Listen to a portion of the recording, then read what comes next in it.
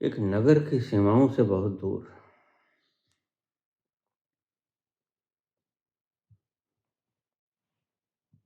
हरे भरे वृक्षों के बीच में एक ऋषि का आश्रम था।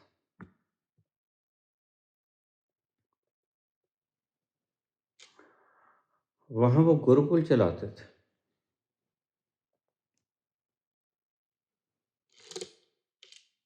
और गुरुकुल में उन्होंने कह रखा था कि यहाँ जो भी व्यक्ति आएगा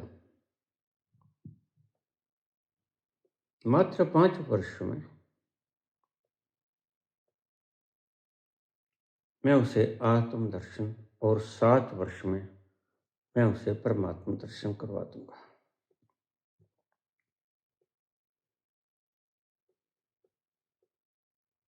यह बात सारे नगर में फैली हुई थी। दूर दराज से साधक उसके पास आते।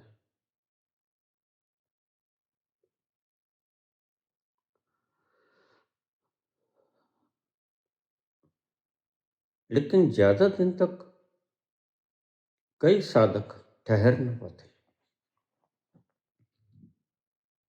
कोशिश करते, कोई साल 2 साल 5 साल,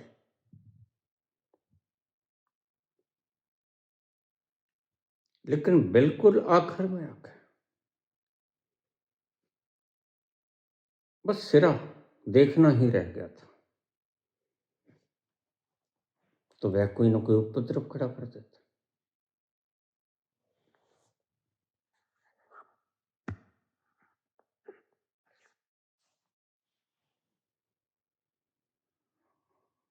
ध्यान रखना, जैसे ही तुम उस तत्व के पास घने पहुंचना शुरू हो जाते हो तो कुछ बड़ी बाधाएं आती हैं। ये स्वाभाविक है।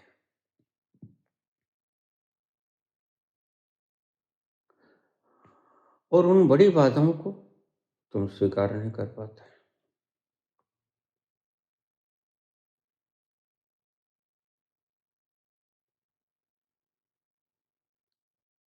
अक्सर वह गुरु शिष्यों की बेइज्जती करता,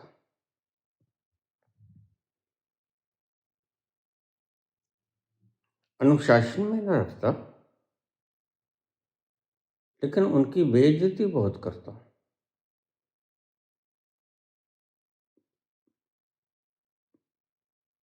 और तुम्हारा रोग ही ये है कि तुम जहां जाते हो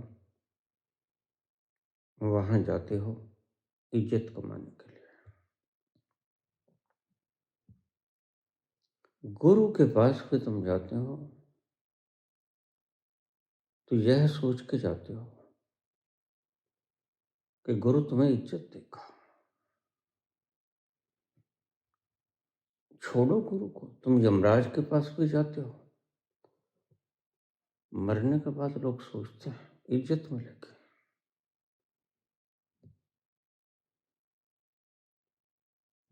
तुमने इतना धन दान किया, तुमने इतनी धर्मशालाएं बनाई, इतने कुएं खुदवाए,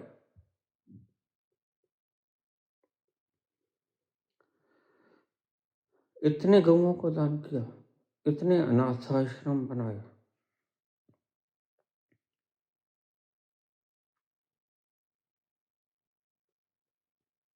किसी न किसी तरह तुम्हें इज्जत मिल जाए। और वह गुरु तो ऐसा था कि जैसे इज्जत देना जानता ही नहीं था।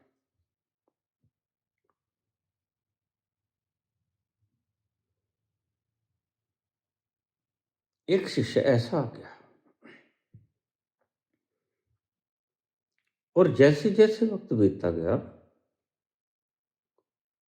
बस वह कगार पे था। और गुरु भी जानता है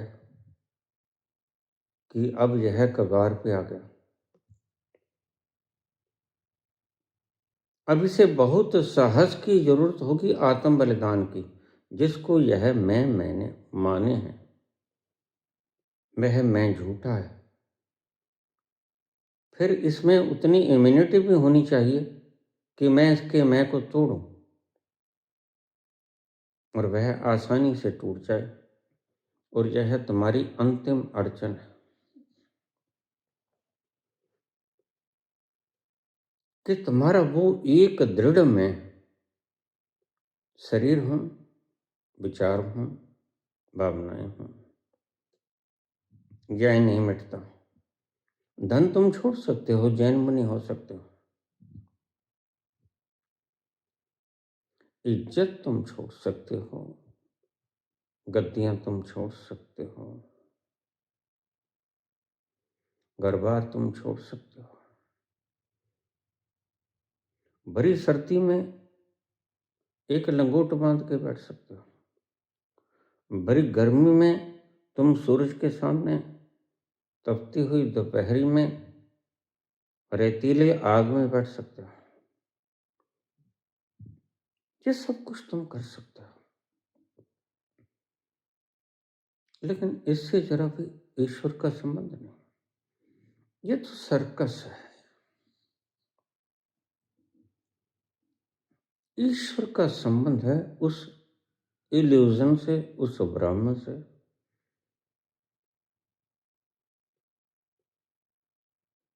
जिसको तुम तोड़ नहीं पाते। अंतिम 5 वर्ष आ गया,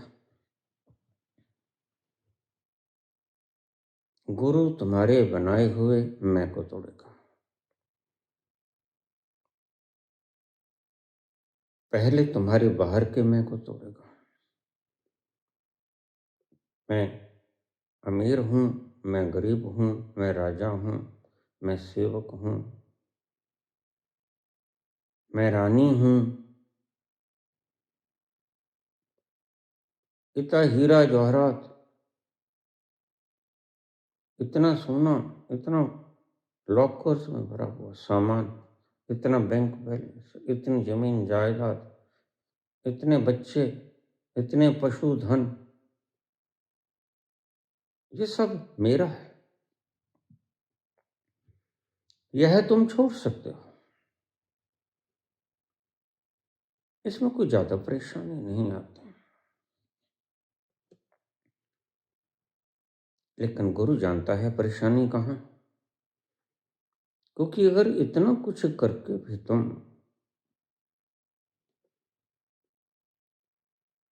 उस परमात्मा के सबसे बड़े पारितोषिक से विहीन हो जाते हो, तो उसका कोई कारण तो होगा ही। उसका सबसे बड़ा पारितोषिक क्या है, इनाम क्या है?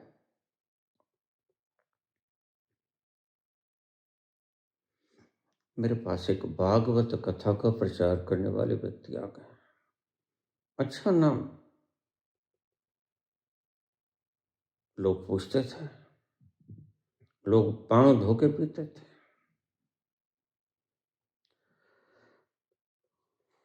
मेरे पास आ गए, कुर्सी पर बैठ गए। मैंने उन्हें नहीं कहा बैठो, बैठ गए।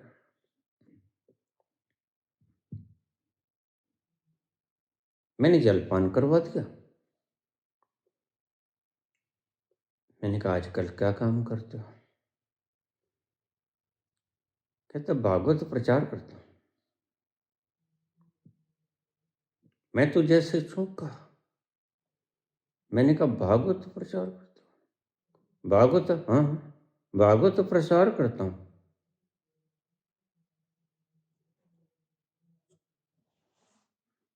मैंने कहा भागवत प्रसार करते हो, मतलब भागवत प्रसार करता हूं, भागवत की कथा कहता हूं, बड़े निराले अंदाज में कहता हूं, बड़े भक्तजन आते हैं, बड़े श्रोता आते हैं, विमुक्त हो जाते हैं और उनके करुणा में आंसू देखकर मैं भी भाव विभोर हो जाता हूं। इतनी प्यारी कथा। मैंने कहा वो तो ठीक है, लेकिन बात सुनो, क्या भगवान से पूछ लिया था कि तुम्हारा प्रचार करूं? वो तो चौंके। चाय का गिलास हाथ से छूट गया।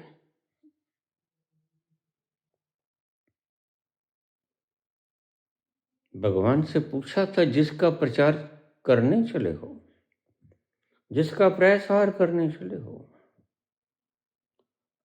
आपका प्रसार कर दूं कि ना कर दूं, यह पूछ लिया था। वह तो थर्राया,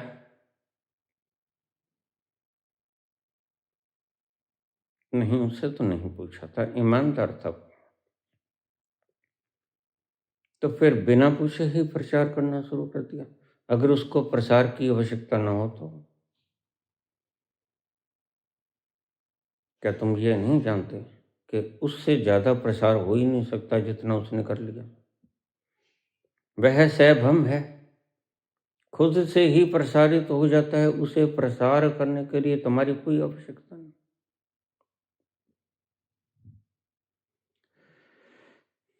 मैं देख रहा हूं, उसके हाथ कांप रहे थे।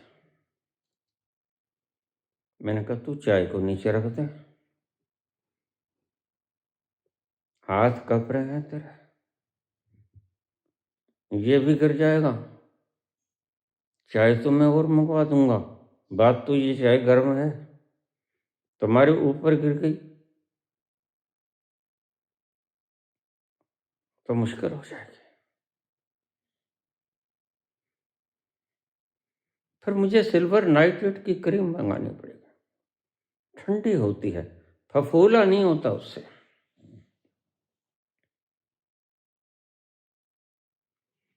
जिसका प्रचार कर रहे हो, भागवत कथा के प्रचार को, उससे पूछना क्या आपने उसकी अनुमति ले ली? क्या वह प्रचार करना चाहता है? क्या वह प्रसार करना चाहता है? क्या तुम उसको प्रसारित करोगे?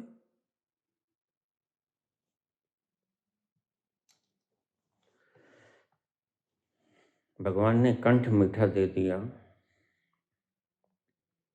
भगवान ने आवाज में मधुरता डाल दी मिश्री सी,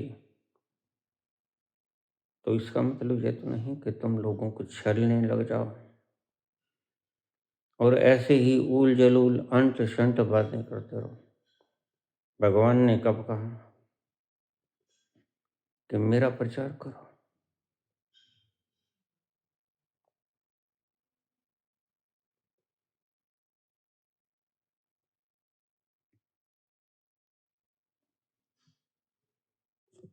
तेरी जुल्फों से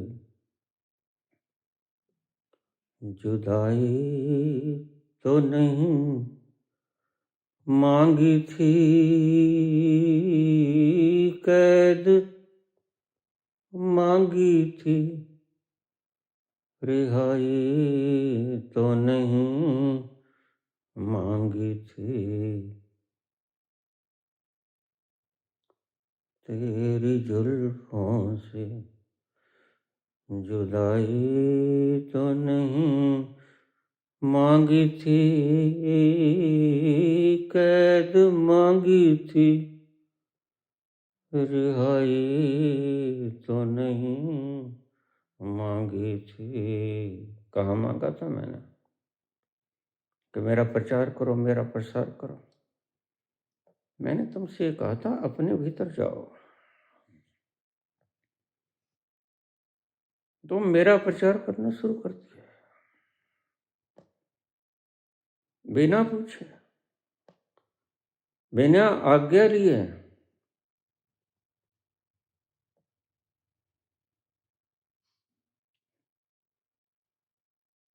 ये तो मैंने मांगा नहीं था, कैद मांगी थी, रिहाई तो नहीं मांगी थी। तेरी जुल्फों से जुदाई तो नहीं मांगी थी।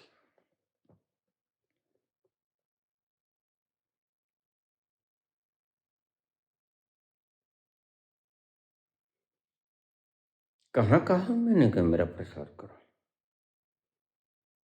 कोई वेद, कोई शास्त्र, कोई पुराण, कोई कुरान, बाइबल, ग्रंथ, गीता कुछ लिखा? कहाँ बोला मैं?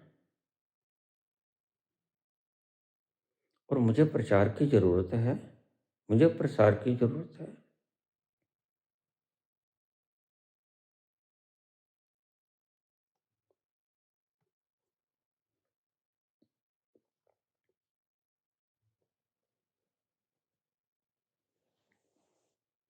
लेकिन तुम मनमुखी हो। तुम्हारा मन जैसे कहता है उसके पीछे तुम लग जाते हो। तुम गुरुमुखी हो नहीं। गुरु नहीं कहता मेरा प्रचार करो। गुरु कहता अपने भीतर चले जाओ, वहां तुम्हें तुम्हारा प्रसार दिखेगा। मेरे प्रचार की, प्रसार की फिक्र मत करो, मैं ही हूं और मेरे सिवा कुछ नहीं।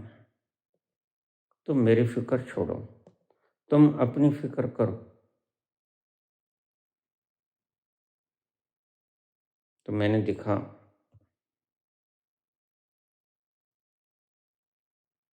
वह भागवत प्रचार करो रहा था। फिर अब क्या होगा?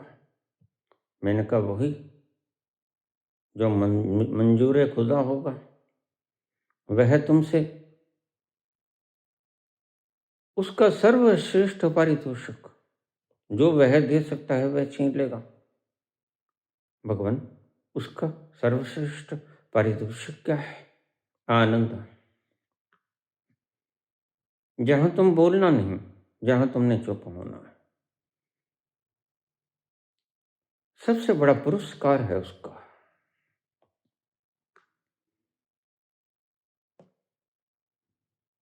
तुम उसकी श्लाघा करते हो, उसके ही यंत्रों से, उसकी ही जीवा से, उसके ही कंठ से तुम उसी की श्लाघा करते हो और मानते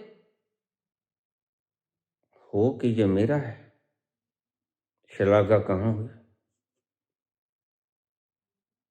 श्लाघा तो उसकी तब होगी जिस दिन तुमने जान लिया मैं कौन हूं। मुझ में इतनी क्षमता नहीं कि मैं उस विस्तार को ढंग से कह भी सकूं, न कथा से, न कहानी से, न उदाहरण से, न किसी श्लोक से, न किसी ऋचा से।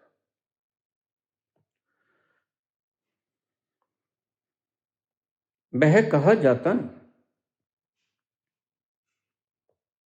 जिस दिन तुम यह जान जाओगे उस दिन कथा कहानियां कहनी बंद कर दूंगा।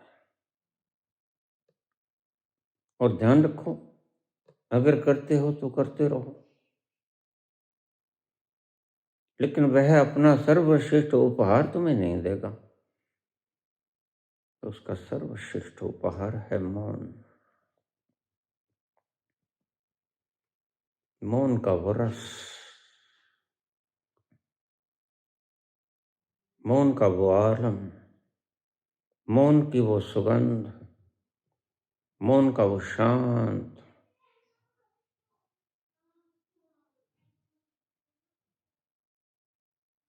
वातावरण जहां आनंद के फूल खिलते हैं, उससे चुप जाओ। करो कहानियां, करो। सुनने वाले सुनते आएंगे, आए हैं और रहेंगे। तुम भी मूड हो, तुम्हारे श्रोतागण भी मूड हैं।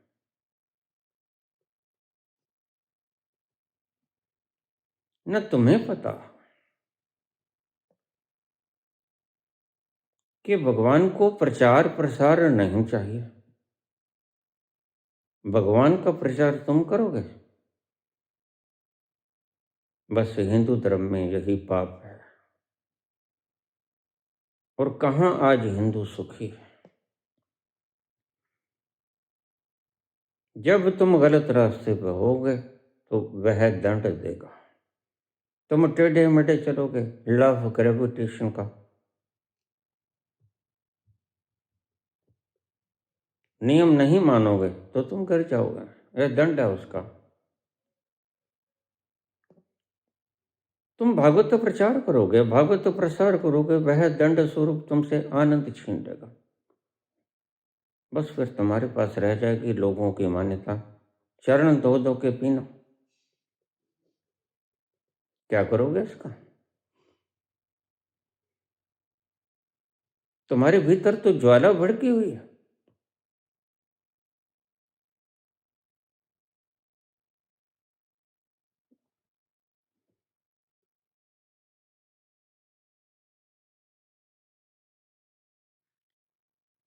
तो 5 वर्ष करीब होने के आए और वह गुरु उसे ज्यादा तंग करना शुरू कर दिया, क्योंकि अंतिम बेला, on the last jumping point,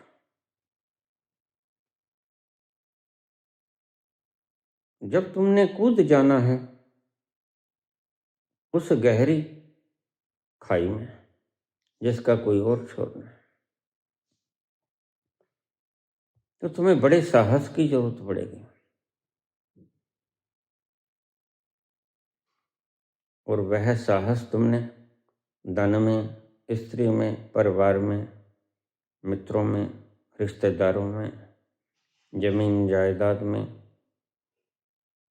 मान सम्मान कमाने में, डिग्रीज इकट्ठी करने में, सूचनाएं एकत्रित करने में इन्वेस्ट कर रखा है। तो तुम्हारे पास बचा भी कितना ही है।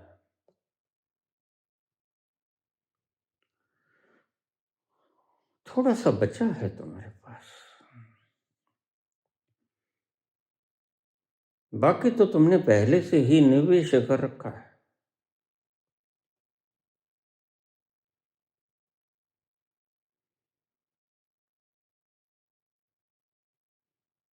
गुरु तुम्हारे अहंकार को वक्त वक्त पे तोड़ेगा अगर वह सच्चा होगा।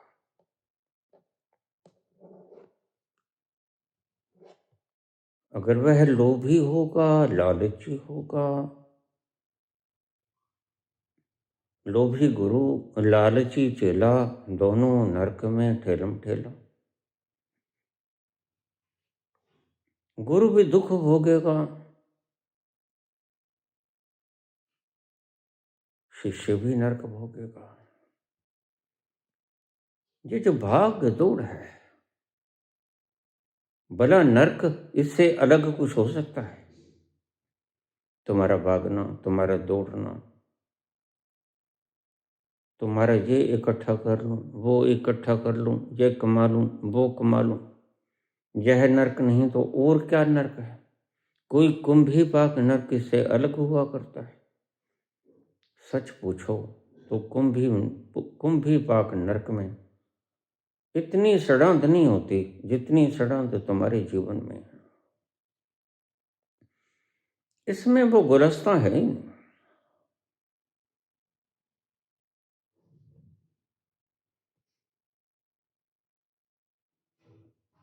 जिस गुलस्तान में भांति भांति के फूल लगे और आज तुम्हारा जीवन नरक बन गया है, तो इसका कारण है ये प्रचार प्रसार करने वाले तुम्हारे भागवत कथा के वाचक। तुम इनको डिग्रीज देके सम्मानित करके और पाप कर देते हो, फिर इसका अहंकार ज्यादा फूल जाता है गुब्बारे की तरह। लेकिन ध्यान रखना, सिर्फ हवा ही भरी जाती है, गुब्बारे का आकार तो वही रहता है। हवा भरने से फूल जाता है, लगता है आकार बहुत बड़ा हो गया, लेकिन हवा है, यह बबल है, फूट जाएगा।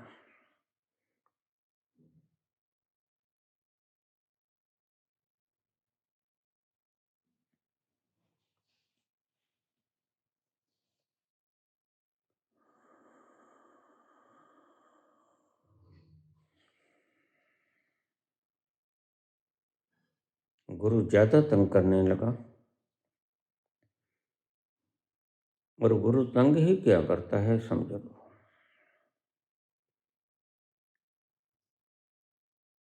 नकली गुरु आपके हिसाब से बोलेगा, नकली गुरु तुम्हारे मैं को तोड़ेगा नहीं, नकली गुरु तुम्हारे मैं को बढ़ाएगा। वो तुम्हारी प्रशंसा करेगा। नकली गुरु तुम्हें सम्मान देगा।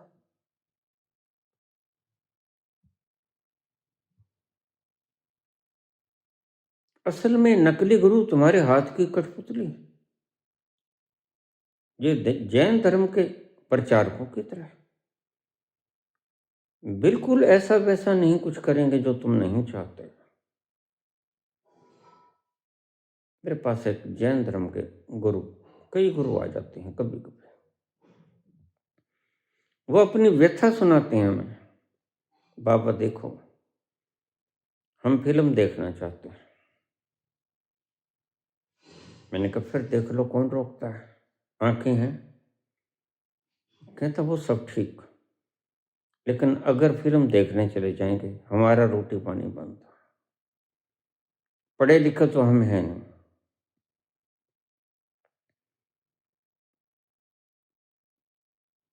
और पेट रोटी मांगता है, और अब भले अच्छे हैं तो कहते हैं समझा लेते हैं, बुझा लेते हैं अपने आप को।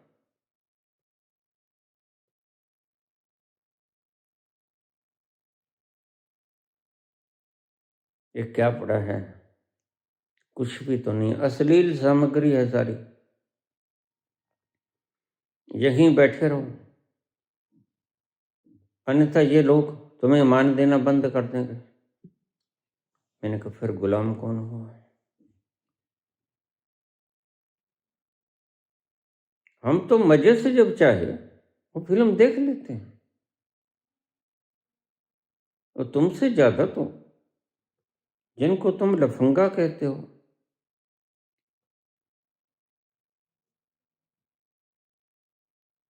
वो ज्यादा स्वतंत्र हैं, उनके ऊपर कोई बेड़ी नहीं है किसी की।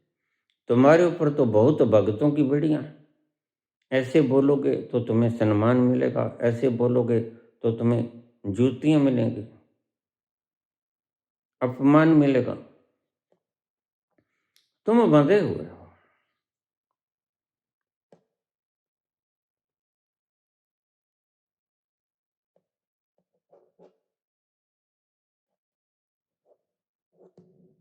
तुमसे ज्यादा तुम निर्जरा की बात करते हो, तुमसे ज्यादा स्वतंत्र तो आम इंसान है जिसको तुम बदमाश कहते हो, लुच्चा लफंगा कहते हो।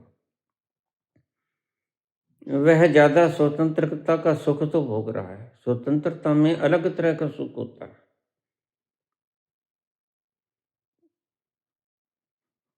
तुम तो कैद में हो, स्थानक से बाजार में चले गए, भिक्षा मांगा, वहां से यहां आ गए।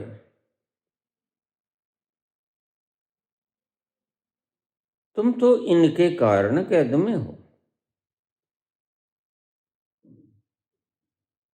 मुझे देखो, मैं अपनी इच्छा से कैद में बैठा हूं। यह ठहराव है जो उस परम तत्व को उसमें विलीन होने के बाद ठहराव आता है, परम ठहराव। जरा भी दौड़ने की आवश्यकता नहीं, जरा भी दौड़ने की इच्छा नहीं, कोई उमंग नहीं, कोई तरंग नहीं, निस्तरंग होके बैठा हूं एक जगह। लेकिन मुझे किसी ने दंड नहीं दिया, मैं जब चाहूं चल सकता हूं। फिर तुम सारे दिन बाहर घूमने वाले, तुम तो आम आदमी से भी ज्यादा बंधन में हो। तोड़ दो बेड़ियां, कहते वो तो ठीक, लेकिन फिर भूख तो सांझ को लगेगी। मैंने कहा सांझ को भूख लगेगी मेरे पास आ जाना, भोजन में खिला दिया करूंगा। लेकिन ये बेड़ियां ये तोड़ दो, वो तो ठीक है, लेकिन ये लोग जो आके चरण धोते हैं, आहा हा, बड़ा आनंद आता है। मैंने कहा ये काम तो मैं नहीं कर सकता। देखो तुम अपनी ही बेड़ियों में जकड़े हुए हो, फिर तुम कहोगे पर्यूषण पर्व पर तुम्हारी आरती उतारते हैं, फिर तुम वो सब कुछ मेरे से डिमांड करोगे। तुम बंधन में हो और जानते भी नहीं कि तुम बंधन में हो। तुमसे अच्छा तो गालिब है, उजर के पीते थे मैं, उधार की शराब पीता था, गालिब कहता मैं जानता हूं। उजर की पीते थे मैं और जानते थे कि हाँ रंग लाएगी हमारी फाका मस्ती एक दिन। एक दिन उधारी ली है तो मांगने भी आएंगे लोग। रंग लाएगी हमारी फाका मस्ती एक दिन।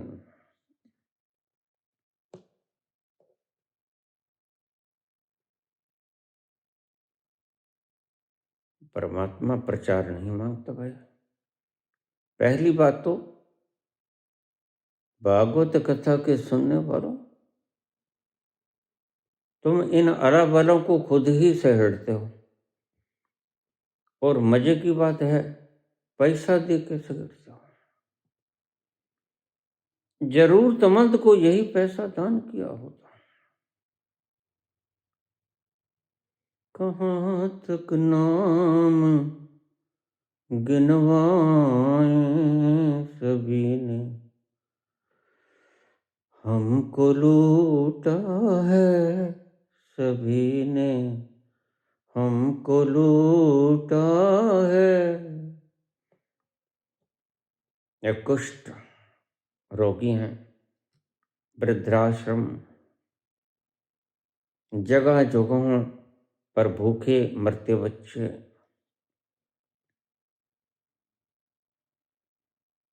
ये पशु पंछी जिनका बेचारों का आवाज भी नहीं, ये मुखर नहीं हो सकते। इन्हें प्यास लगी तो कह नहीं सकते प्यास लगी, इन्हें भूख लगी तो कह नहीं सकते भूख लगी। बेजुबान है। तुम्हें ये कोई नहीं दिखता, तुम्हें बस ये कथाकार ही दिखते हैं। नहीं,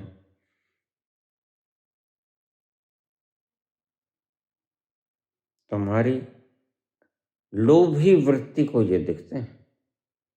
तुम नहीं बुलाते ना, तुम्हें लोभी वृत्ति बुलाती है। तुम चाहते हो कि हमारे घर में सुख शांति रहे,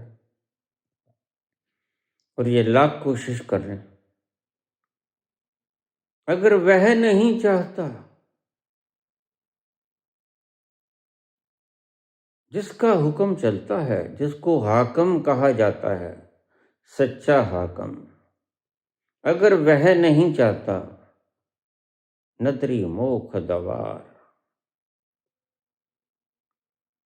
कि तुम्हारे घर में शांति हो, तो तुम्हारी चाहने से कुछ नहीं होगा। ना ही इन ब्राह्मणों के भागवत कथा कहने से कुछ होगा। इनके खुद के घर लड़ाइयाँ झगड़े होते मैंने देखे हैं।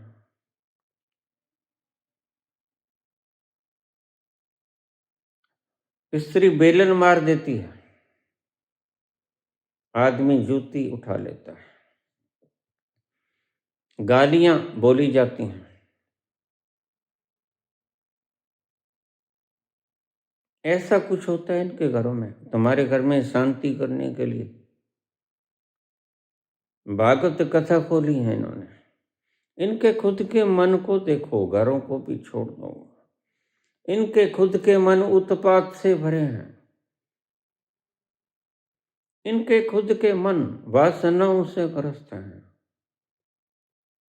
विचारों से ग्रस्त हैं, भरे हुए हैं, इनके मन रोगी हैं, इनका खुद का मन रोकता नहीं। मेरे पास शाम तक बहुत से ऐसे व्याख्यान करने वाले आ जाते हैं। बाबा सुबह व्याख्यान करना है, मन है कि बड़ा शोरगुल मचाया जाता है, कोई थोड़ा शांत कर दो, हम आ जाएं तुम्हारे पास, या तुम दूर से ही जड़ा लगा दो। वह मोर पंख वाला, मैंने कहा तुम वहीं बैठे रहो, मैं मोर पंख वाला लगा देता हूं।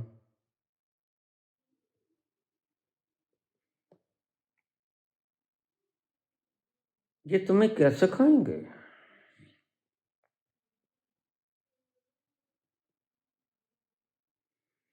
इनके मन में तूफान उठा जाता है।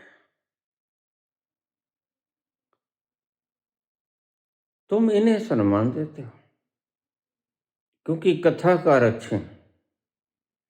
कहानियां, झूठी कहानियां, गप्पें अच्छी भगार लेते हैं।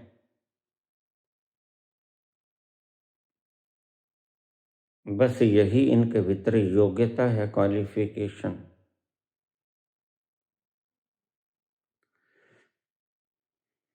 तुम एक बार देखना, अगर कहीं मन में उठे कि भागवत कथा का पाठ खुलाना, जो तुमने खर्च करना है, किसी कुष्ठाश्रम में जाना, किसी विधवाश्रम में जाना, किसी वृद्धाश्रम में जाना, किसी अनाथाश्रम में जाना, किसी भूखे बिलखते बच्चे का पेट भर देना, किसी रोते हुए बच्चे को खिलौना दिलवा देना, और तुम देखना भागवत कथा तो तुम्हें दुख के सिवा और कुछ नहीं दे पाएगी। बच्चे को तुम रोते हुए को खिलौना दिला दोगे, और बाप के पास पैसा नहीं है खिलौना दिलाने को।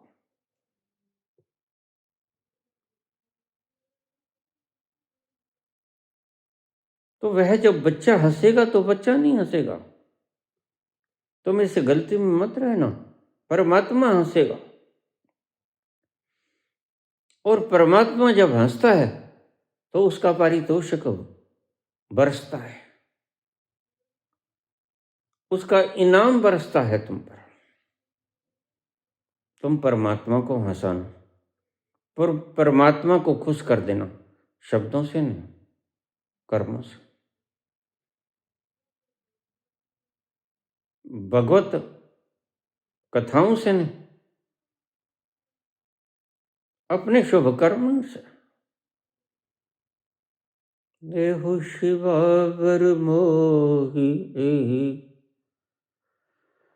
शुभ कर्म ते कबहु न टरऊं। कबहू न टरूं जब जाए लरूं, निश्चय कर अपनी जीत करूं। देहु शिवावर मोह, देहु शिवावर मोह। तो शिव का वरदान आता है, लेकिन ध्यान रखना, इन कागज के पन्नों का सप्ताह मत खुला लेना, लेकिन मुझे पता है तुम फिर भी खुलाओगे,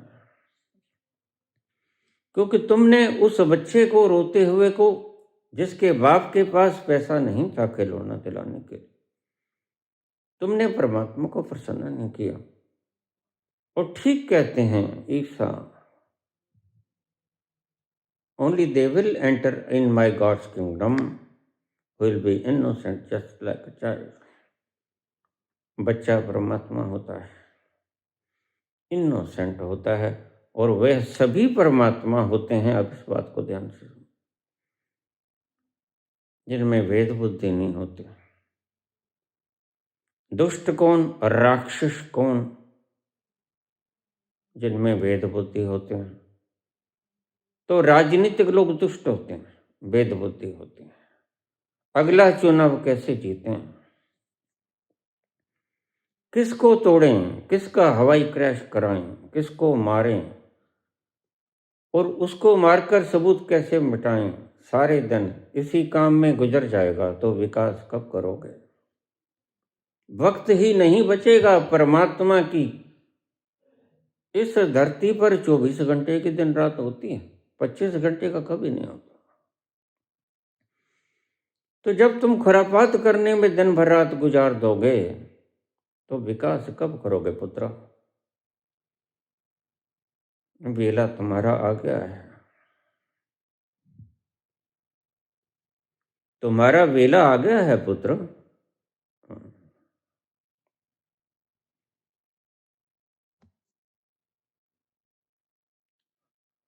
अगर तुम सभी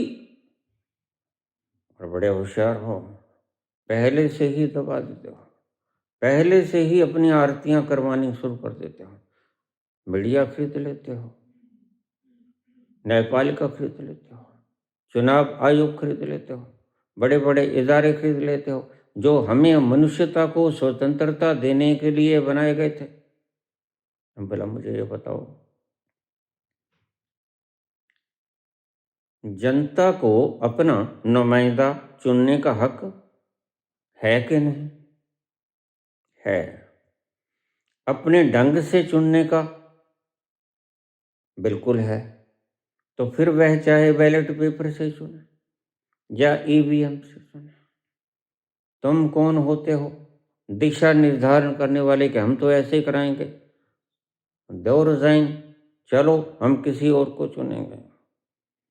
हमने चुनना है अपना प्रतिनिधि, अपने हिसाब के मुताबिक चुनना है। और हिसाब हमारा क्या है कि जिस व्यक्ति को भी हमने वोट दिया बिल्कुल उसी के पास पहुंचे, बिना किसी हेराफेरी के। तुम्हारा कोई ज्ञान चंद, तुम्हारा कोई राजीव चंद उसमें हेराफेरी ना करेगा।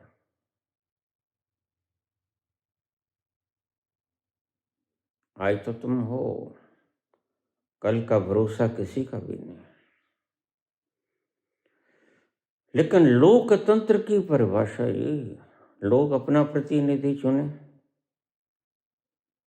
अपने ढंग से चुने, अपने हिसाब से चुने, अपनी प्रक्रिया क्या होगी यह खुद निर्धारण करें। तुम मात्र जनता के टुकड़ों पर पलने वाले सेवक हो। फिर सुन लो, तुम मात्र जनता के टुकड़ों पे पलने वाले सेवक हो। वो चाहे चुनाव आयोग है, चाहे सीजेआई है। तुम अगर बड़ी कुर्सी पर बैठ गए हो तो याद रखना, रात भर का है मेहमान अंधेरा, किसके रोके रुका है सवेर। एक दिन तुम भी उठोगे इस कुर्सी से। कितने आए और उठ गए और चल गए हिसाब होगा। जो इस कुर्सी से उठकर राज्यसभा की कुर्सी पे बैठ गए हिसाब होगा। और मेरी बात सुन लो, मैं रहूं ना रहूं हिसाब निश्चित होगा।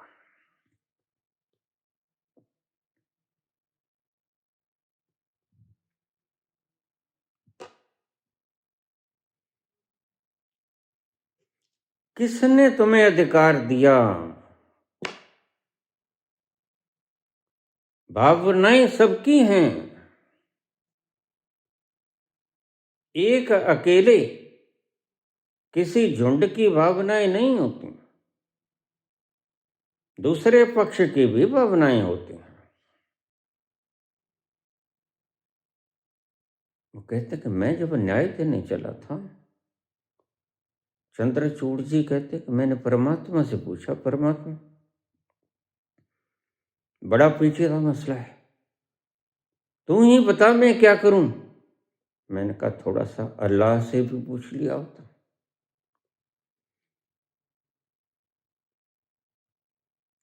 थोड़ा सा अल्लाह से भी पूछ लिया होता कि क्या फैसला दूं। मात्र भगवान से पूछ के फैसला दे दिया। बनते ठीक नहीं किया।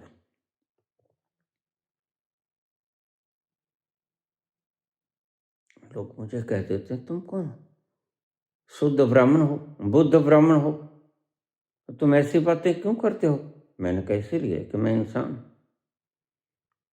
सभी वेदों से दूर, सब धर्माण प्रत्यज्य मामेकम शरणम व्रज अहम तम सर्व पापेभ्यो मोक्षयिष्यामि मा शुचि। मैं सभी धर्मों से दूर हूं, मैं सभी जातियों से दूर हूं, सभी भेदों से दूर हूं, मैं अभेद हूं। कोई मुझे ब्राह्मण न कहे, कोई मुझे शूद्र और मुझे क्षत्रिय वैश्य न कहे, कोई मुझे हिंदू ईसाई मुसलमान सिख धर्मों जातियों में मुझे ना बांटे।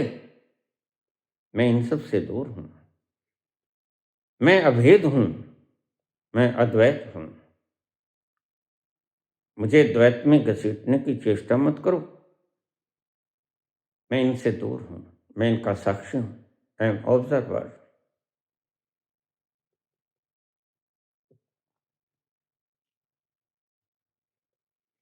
तो 5 वर्ष बीतते बीतते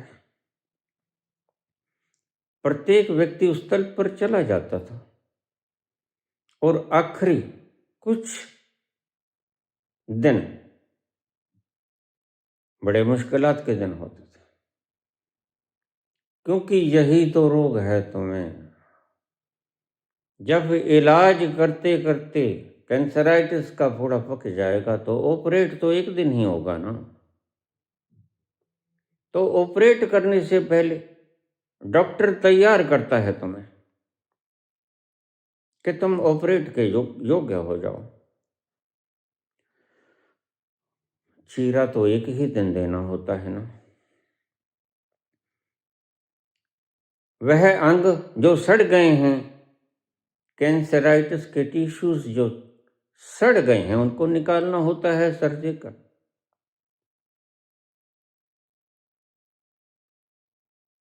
वह दिन आ जाता है और उसी दिन के लिए मुशक्कत करता है गुरु। लेकिन तुम थोड़ी थोड़ी बातों पर जो रूस जाते हो, तो मैं समझ जाता हूं कि अभी इसे दुख और सहने की इच्छा है। अभी दुख की इंतहा नहीं हुई,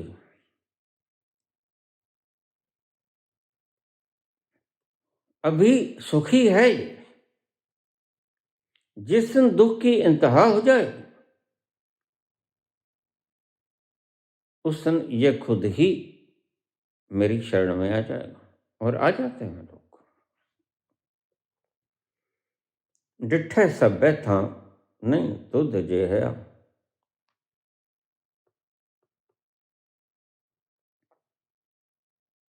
कहीं भी चले जाना, तुम खुद अपनी इच्छा से चले जाते हो, लेकिन यहां तो मैं खुद अपनी इच्छा से अंगूठा लगा दिया करता हूं। मुझे पता है अभी नहीं पहुंचोगे, अभी भरा पड़ा है सारा गंदगी का मवाद तुम्हारे भीतर।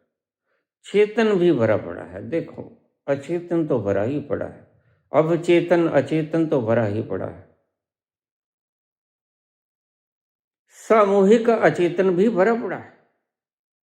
अभी कोई उम्मीद नहीं तुमसे, इसलिए मैं चुपके से अंगूठा लगा देता हूं।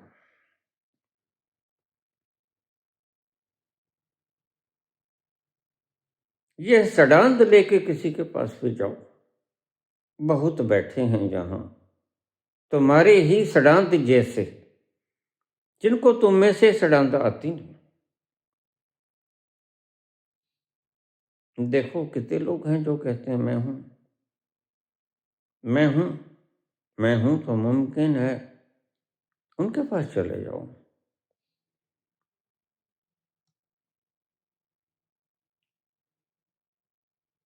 वो तुम्हें सब कुछ देंगे, लेकिन जिसे मैं परमात्मा का परम पारितोषिक कहता हूं, रस, वह तो बेचारों के पास, उनके पास भी नहीं। देंगे कहां से? पहले तो खुद पिएंगे। और याद रखना, बुद्ध कच्चे कच्चे क्यों उठ गए? अगर उस रस के पास पहुंच जाते तो कहां उठा जाता है तत्क्षण?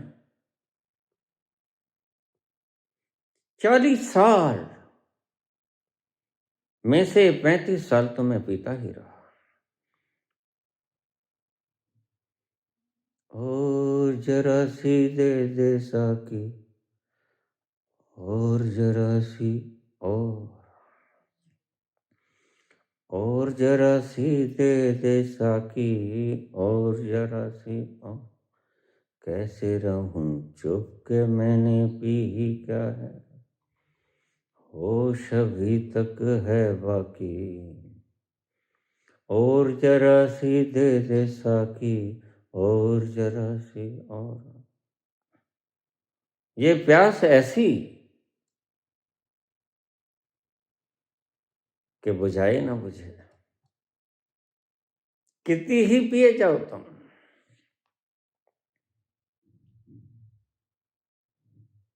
बस प्यास बुझती है आखिर में जब तुम उसमें मर्ज हो जाते हो जिसको कभी कोई प्यास नहीं लगती। उस सागर में जब तुम समा जाते हो बूंद समानी समुद्र में, तो फिर मिटती है प्यास, उससे पहले प्यास नहीं मिटती। तुम टच कर लेते हो, आनंदित हो सकते हो, लेकिन प्यास तो फिर भी नहीं मिटेगी। जैसे जैसे करीब जाओगे तुम्हारा मन होगा कि मैं इसमें इंसर्ट हो जाऊं, और बार बार इंसर्ट होने की तुम्हारी भीतर से अभीप्सा उठेगी, बार बार उसमें घुस जाने का मन होगा। इसे ही कहते हैं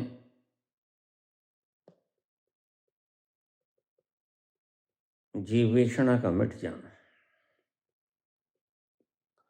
कौन जीता है तेरी जुल्फ के सर होने तक?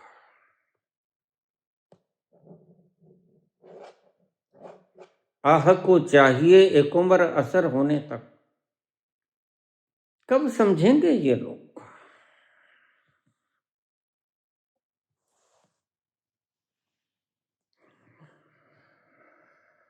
और फिर ये समझेंगे और बहुत हैं, वो गर्भ में उतरते चले जाएंगे, और उनको भी कोई गुरु चाहिए।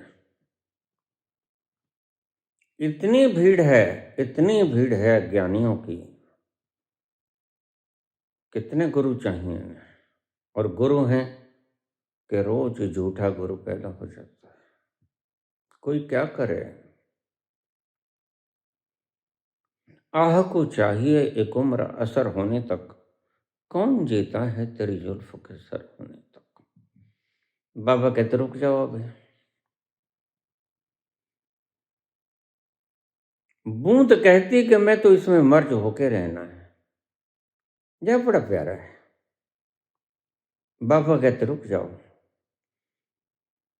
अभी और भी है, और भी गम है जमाने में मोहब्बत के सिवा, राहतें और भी हैं बसल की राहत के सिवा। तुम तो राहत में चले जाओगे।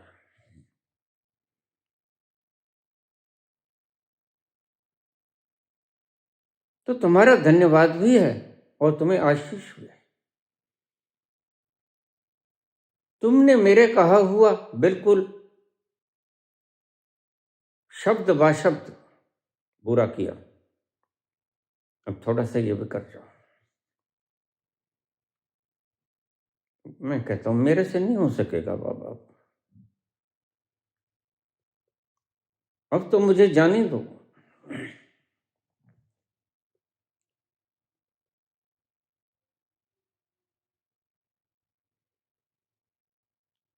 गुरु के पास तुम आते क्यों हो, इसका तुम्हें कारण है नहीं पता।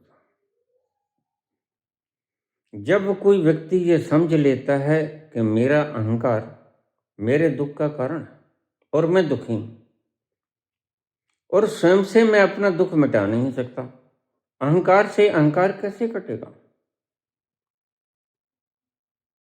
तो जिस कारण से दुखी हूं वह अहंकार तो कोई गुरु ही तोड़ेगा। इस कारण से तुम्हें आना चाहिए। तुम गलत ढंगों से आ जाते हो, तुम गलत कारणों से आ जाते हो। तुम आ जाते हो कुछ पाने के लिए और दुखी होने के लिए। अभी तुम पूरे दुखी हुए नहीं पुत्र, अभी तुम पूरे दुखी हो लो। जब चीख निकले भीतर से और तुम चिल्ला के कहो बचा लो,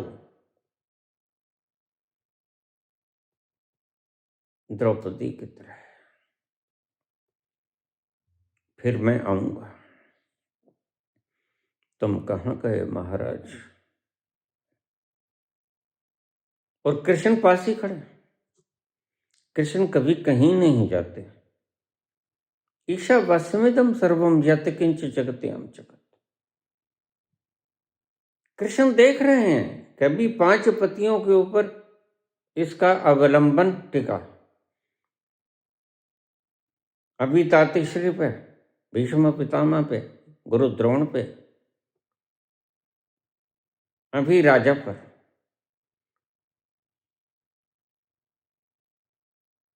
कि वो रोक लेगी, मना लेगी मुझको,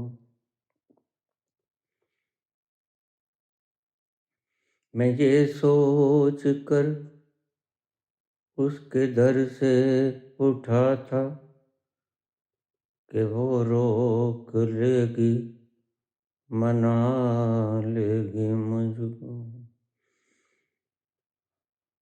हवाओं में लहराता आता था दामन, के दामन पकड़ के बिठा लेगी मुझको।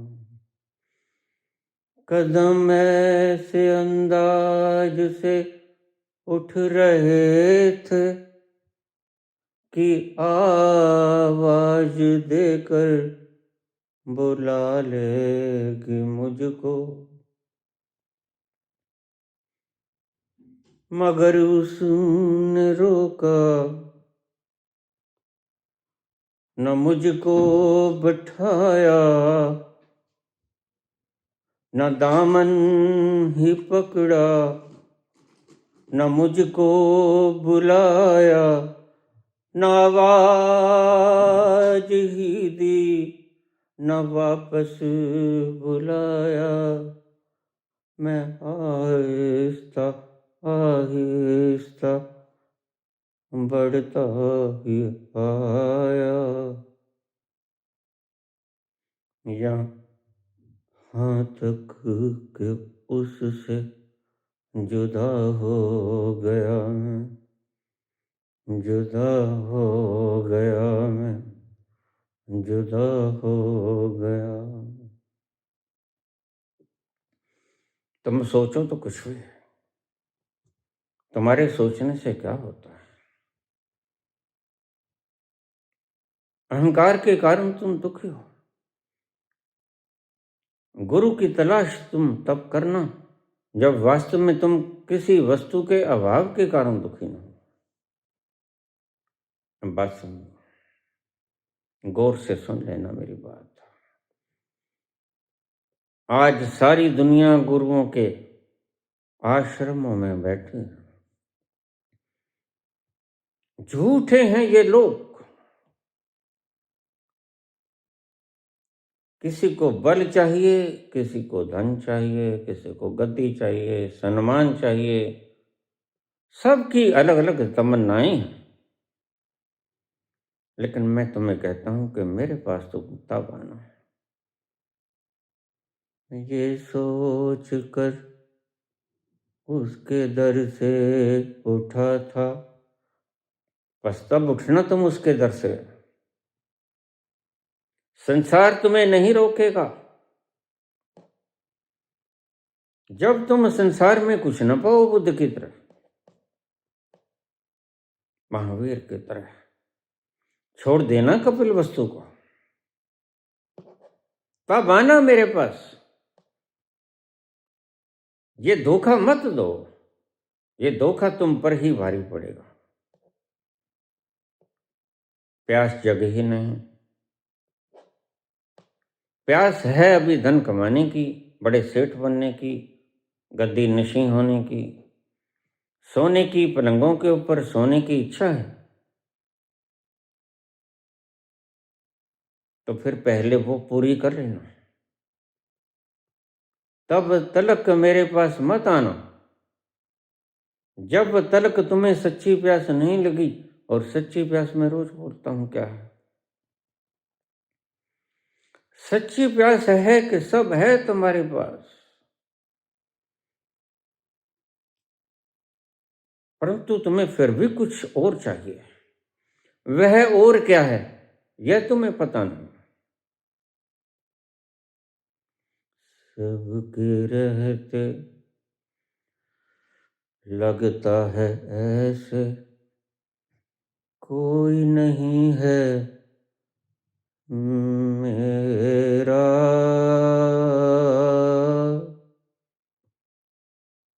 कोई नहीं है मेरा।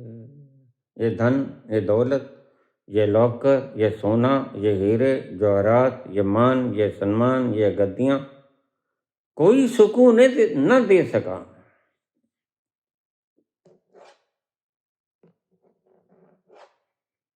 फिर तुम मेरे पास आना, उससे पहले मेरे पास मत आना। सूरज को छूने निकला था, परम रोशनी को छूने निकला था। तमसो मां ज्योतिर्गमय, हे प्रभु मुझे इस अंधकार से निकाल ले। आया हाथ अंधेरा,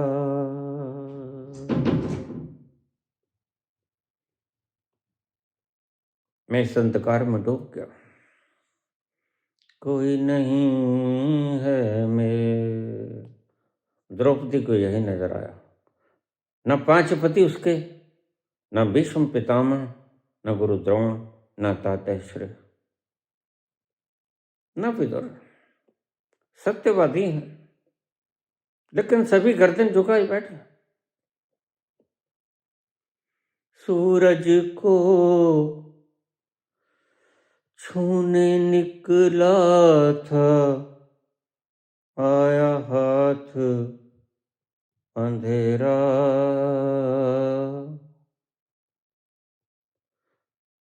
जब तक तुम संसारिक इच्छाओं से मुक्त नहीं होते, और मुक्त कैसे होगे, भोग के, उनका तस निकाल लो, उनका रस निकाल लो, और तुम जब पाओ बुद्ध की तरह, बेकार है संसार, दुख है संसार, कांटे चुभोता है। ये दिखने में अच्छा लगता है, लेकिन इसका परिणाम अंत दुखदाई है। जब तक तुम यह निचोड़ ना निकाल लो, तब तक मेरे पास मत आना। दुकानदार तुम्हें बुलाएंगे, वहां चले जाना। मेरे द्वार बंद हैं तुम्हारे लिए।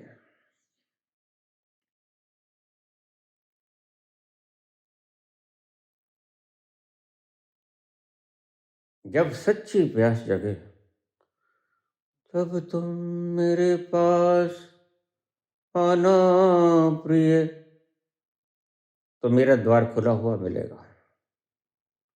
मेरा दर खुला है, खुला ही रहेगा तुम्हारे लिए, तुम्हारे लिए। जब ये गद्दियाँ, जब ये धन संपत्ति, ये डॉलर, ये सोना, ये चांदी, ये मान सम्मान, ये प्रतिष्ठाएं, ये डिग्रीज, ये शस्त्र बढ़ाने वाले लोग, सब मान्यताएं तुम्हें सुख न दे सकें,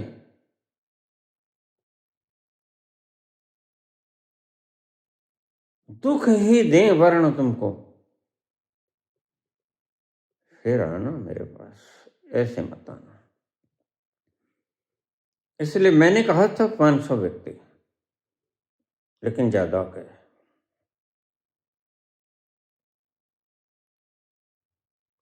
देखो, मैं दुकानदार नहीं हूं,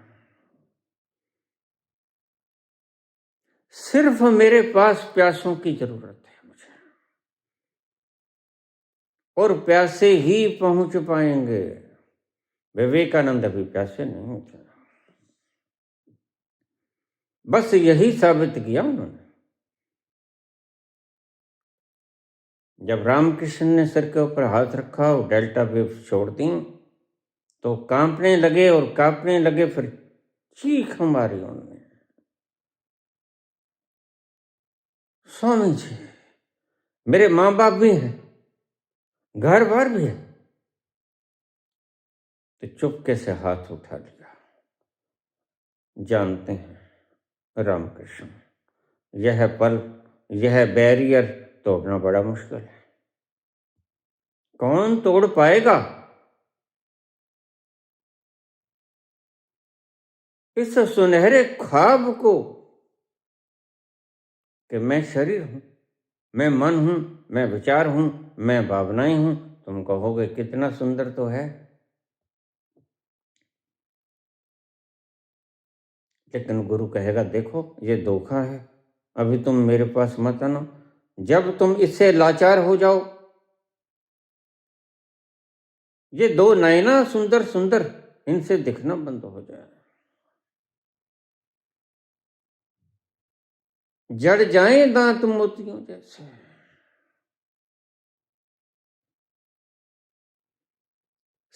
शरीर की त्वचा बल खा जाए, और तुम्हारे पास जो सामग्री पड़ी है जीने के लिए, तुमने इकट्ठी की थी सुख के लिए, वो तुम्हें सुख न दे सके।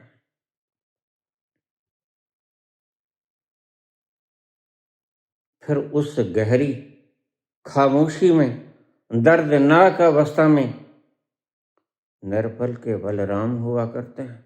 फिर तुम मेरे पास चले आना, एक सहारा सदा ही बाकी रहता है, और वो सहारा मैं हूं, मैं हूं ना, मेरे पास आ जाना।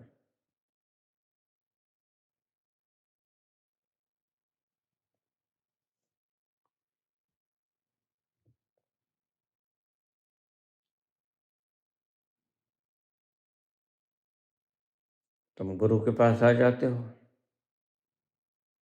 भीतर तुम्हारे लोभ होता है, बिना कुछ किए परमात्मा के पास पहुंचाऊं, उस सुखद अनुभूति को प्राप्त कर लूं, उस परम सुखद अवस्था में पहुंच जाऊं।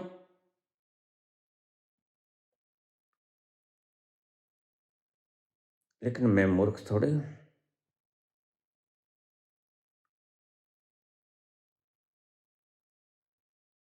जिसमें ब्रह्मांड समा जाए, जिसका कोई और शोर न है, जो विराट है, जो अनंत है, जो असीम, वह भला तुम्हारी इन तुच्छ प्रवृत्तियों को जान ना सकेगा?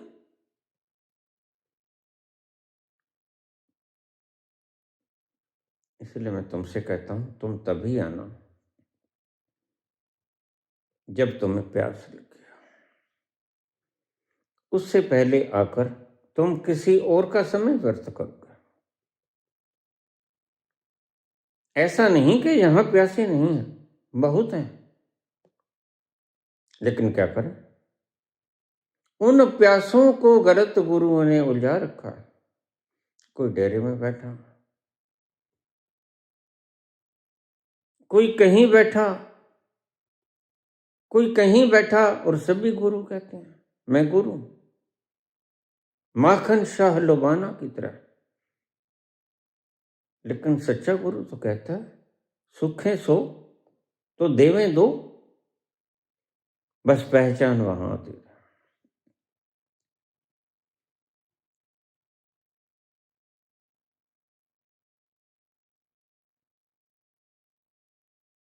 तुम्हें जब तक प्यास न लगे तब तक तुम मेरी तरफ मुख मत करना, पीठ ही रखना। संसार को भोग लेना, वह भी बड़ी प्रिय कृति है मेरी, मैंने बड़े प्रेम से बनाई है। और संसार के प्रत्येक जर्रे पर मेरी छाप है, मैंने अपने हाथों से क्रिएट किया उसे, वह भी बड़ा प्यारा है, इसलिए तो इतना खींचता है। लेकिन फिर भी अगर तुम्हारी चेतना इतनी ऊंची उठ जाए कि मेरी ही बनाई हुई इस सृजना को, जिसके कण कण पे मेरी मोहर लगी है, वो तुम्हें फीकी नजर आने लगे, तो फिर तुम मेरे पास आना प्रिय। मेरा दर खुला है, खुला ही रहेगा तुम्हारे लिए। ऐसा ही छोटी छोटी भावनाओं को लेकर मेरे पास बताना। अच्छा गायक बन जाऊं, उसकी ढोई पाड़ दूं, उसका सिर तोड़ दूं। बाबा, जो लोग कहते हैं तुम इन राजनीतिज्ञों को मार क्यों नहीं देते, मैंने फिर जो आएंगे वो ईमानदार आएंगे। पहले वो ही तो थे,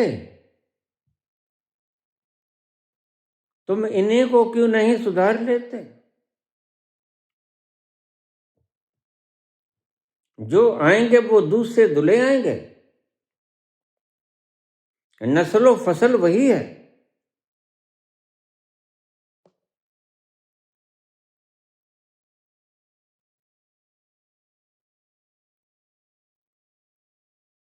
मैं हूं, मैं रहूंगा, सदा से था।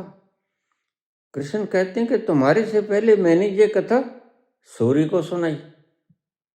अब सूर्य कब था? हे अर्जुन, यह कथा मैंने तुमसे पहले सूर्य को सुनाई। क्या कहते हैं वो? तुमने कभी इसके ऊपर कोई कमेंट किया ही नहीं। मैं भी यही कहता हूं, तुमसे पहले भी मैंने, तुमसे पहले भी मुझे खरबों खरबों खरबों खरबों खरबों साल पहले यही बोला था। और वो तुम जैसे ही थे जिनको बोला था।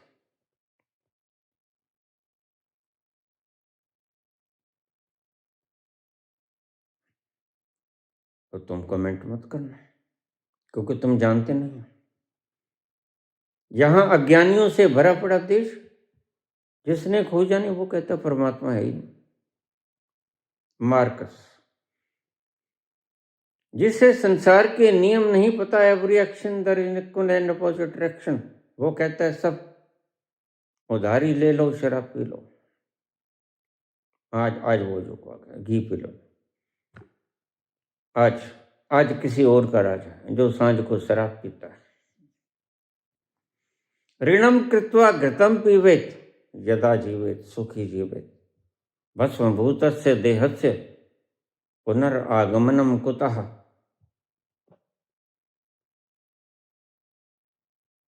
यदा जीवेत सुखी जीवेत ऋणम कृत्वा मयम पीवेत। शराब पी लो। भस्मभूतस्य देहस्य, जिससे कर्ज उठाया स्टेट बैंक ऑफ इंडिया से, या किसी से भाग जाओ देश से बाहर, गरीब कंगाल बना जाओ देश को। भस्मभूतस्य देहस्य पुनर्आगमनम कुतः, फिर कौन आएगा तुम्हें ढूंढने, तुम मजे से बैठे होगे गाजा पट्टी में।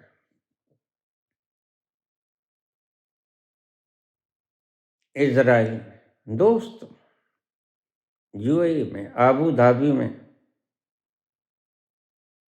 कौन आएगा तुम्हें खंगालने, और किसको पड़ी है। ऋणम कृत्वा मयम पीवेत, भस्मभूतस्य देहस्य पुनर्आगमनम कुतः, फिर कोई नहीं आता तुम्हें वापस बुलाने के लिए। लेकिन याद रखना, ये संविधान मूर्खों के संविधान, मूर्खों ने अपने लिए बनाए, तुम्हें नहीं पता। राहतें और भी हैं फसल की राहत के सिवा। यहां नियम समाप्त नहीं होते, यहां तो कानून के निगाह पे पट्टी बंधी थी, अभी उतारी। एक नियम साक्षात, एक नियम ऐसा जो शाश्वत है, वो तुमने नहीं बनाया। तुम्हारे तो सबके अलग अलग नियम हैं।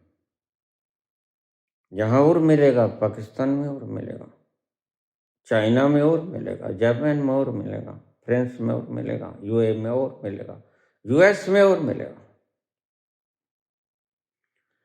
तुम्हारे संविधान अलग अलग, लेकिन एक संविधान मेरा भी है। वह शाश्वत है, वह किसी एक देश, काल और स्थान पे लागू नहीं होता, वह सब जगह लागू है। अलग अलग से संविधान तो मूर्खों के देन, एक संविधान मेरा भी है जो तुम्हारे संविधान से बिल्कुल अलग है, और तुम मेरे जैसा संविधान कभी बना भी ना पाओगे, और तुम मेरे जैसा न्यायकारी और मेरे जैसा करुणा में रहमो करीम और मेरे जैसे न्यायकारी तुम कहीं भी ना पाओगे। बस इसे खोपड़ी से मत सुलझाना, यह शब्द ही कुछ ऐसा है, तुम्हें विपत्ति में डाल देगा। मेरे जैसा रहमो करीम और मेरे जैसा करुणामान और मेरे जैसा न्यायकारी कोई भी तो नहीं। मैं न्यायाधीश हूं, परम न्यायाधीश हूं। इस संसार में रहने के लिए तुम्हें तुम्हारे बनाए हुए संविधान के भीतर ही रहना होगा, लेकिन अगर तुम ये मुल्क बदल लो तो फिर यह तुम्हारा संविधान थोड़े काम करेगा, वहां का संविधान काम करेगा। लेकिन एक संविधान ऐसा जो सभी जगह काम करे, और वह संविधान मेरा है। जो बुद्ध ने कहा लॉज आर सफिशिएंट, वो मेरा संविधान है।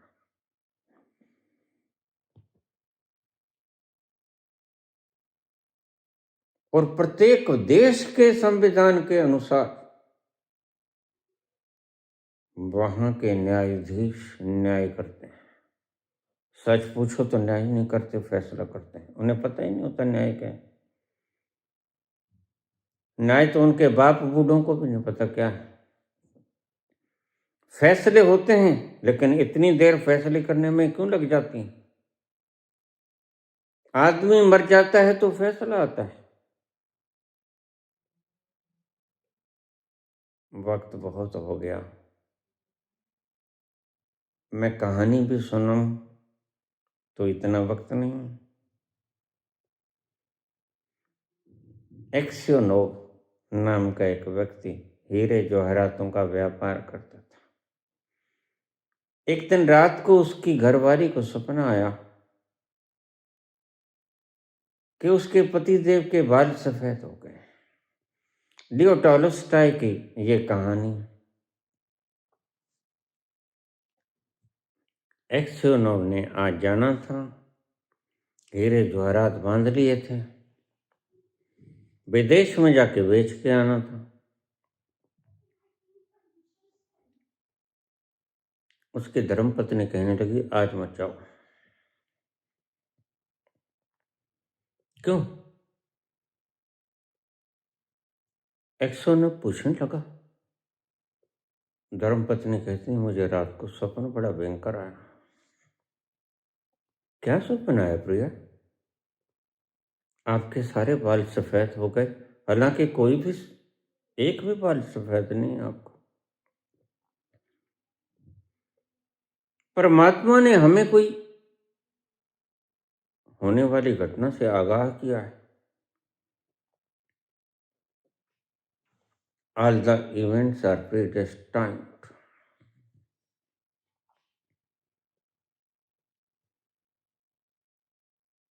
वो कहते नहीं, सपने तो आते ही रहते हैं। सपनों का क्या है प्रिय, मैं गया और आया।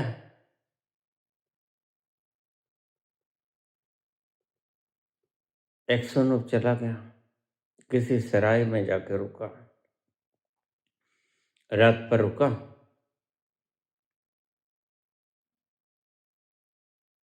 सुबह शोर मचा हुआ था धर्मशाला में, सराय में। किसी व्यक्ति का कत्ल हो गया और वह एक्सोनोव को बिल्कुल पड़ोस के कमरे में था जिसका कत्ल हुआ था। पुलिस छानबीन कर रही थी,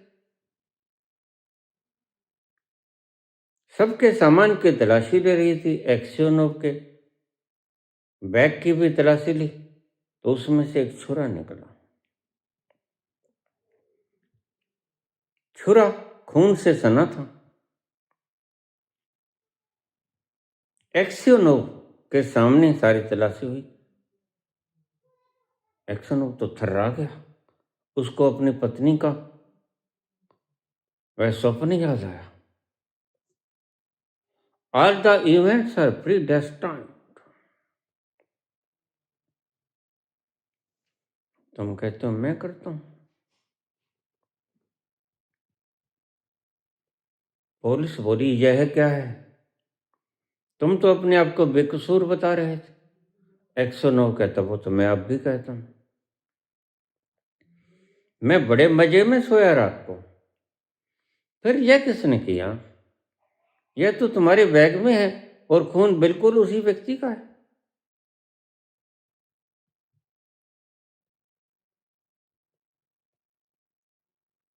एक्सोनोव कुछ बोल ना सका।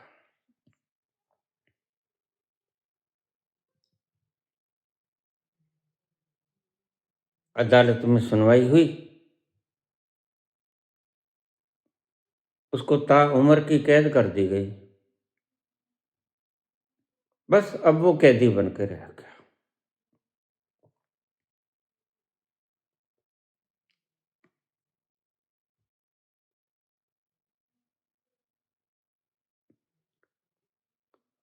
उससे 2-4 कमरे आगे एक दिन वो टहल रहा था। बस अब तो उम्र यहीं बीतेगी। उसने देखा कुछ आवाज हो रही है, कुछ लोग मिलकर सुरंग खोद रहे हैं जेल से भागने के लिए।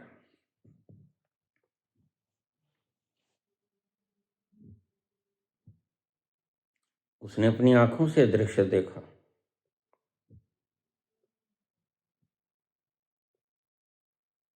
देखकर अपने कमरे में जाकर सो गया। अब उसे जेल हो चुकी थी।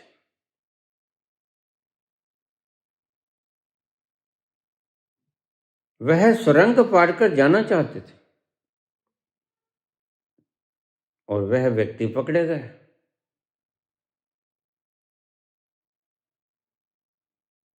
उन व्यक्तियों ने कहा कि सभी यहां लोग जो रहते हैं उनसे पूछताछ करें।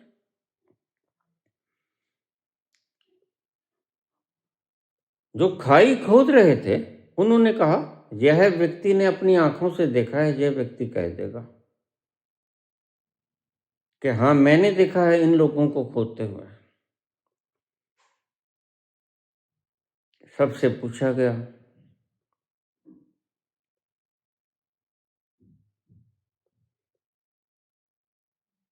एक्सोनोव के पास भी आए,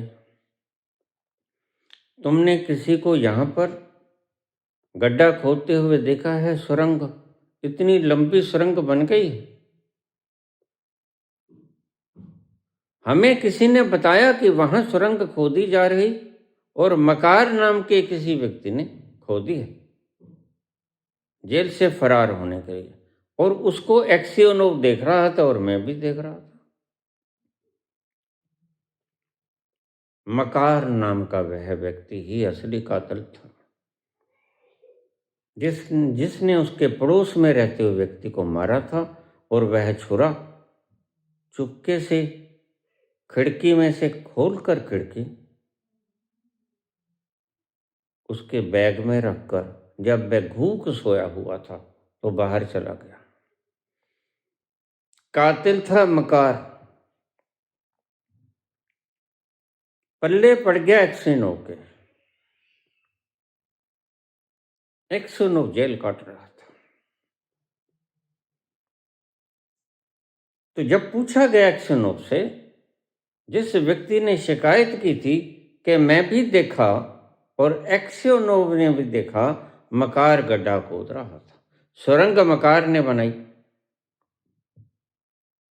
तो बात यहां खत्म हुई कि एक्सियोनोव जो कह देगा वह सत्य माना जाएगा, वह शरीफ है, उसको कभी अलबाद करते हमने देखा नहीं। शरीफ था, हीरो का व्यापारी था। एक्सियोनोव को बुलाया गया।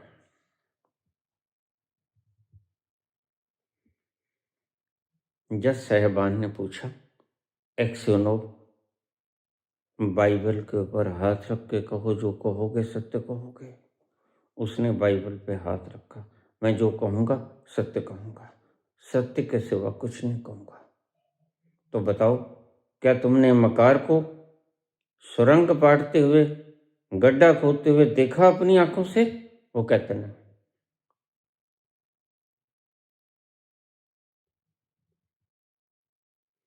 नहीं देखा, नहीं देखा। तो यह व्यक्ति कहता है कि एक्सियोनोव ने भी देखा, यह झूठ बोलता है।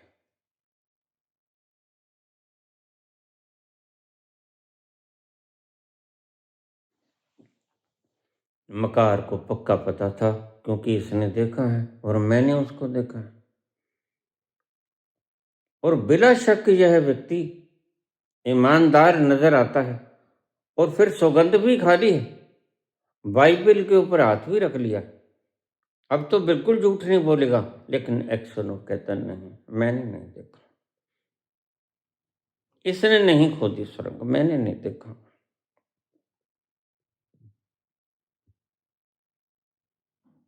मकार को दोष मुक्त कर दिया गया, फाइल बट्टे खाते कर दी गई, जैसे आजकल होती हैं।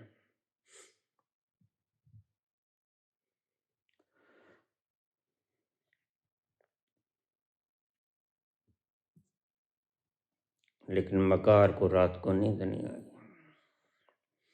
दोषी को कहाँ नींद आती है? इस बात को गहरे से समझना। जब बुद्ध के ऊपर कोई थूक जाता है तो बुद्ध मजे से सोते हैं,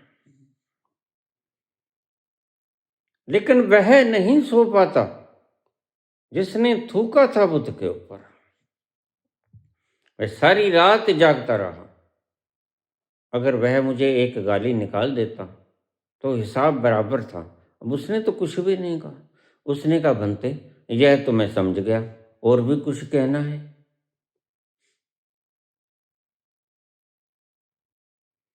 सारी रात करवटें बदलता रहा, सुबह होने के इंतजार करता रहा। 2 बजे घर से चल पड़ा, पता था 3 बजे उठते हैं,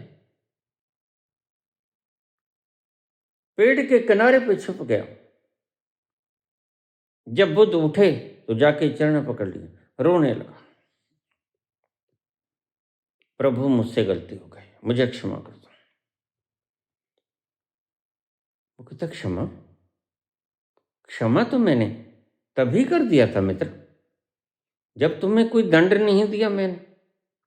क्षमा तो उस वक्त हो गए थे, अन्यथा मैं तुम्हें दंड दे देता। नहीं प्रभु, मुझे क्षमा कर दो। ऐसा ही होता है, जब तुम नॉन रिएक्टिव हो जाओगे तो ऐसे ही परिणाम आने शुरू हो जाएंगे। मकार सारी रात करवटें बदलता रहा। सुबह हुई,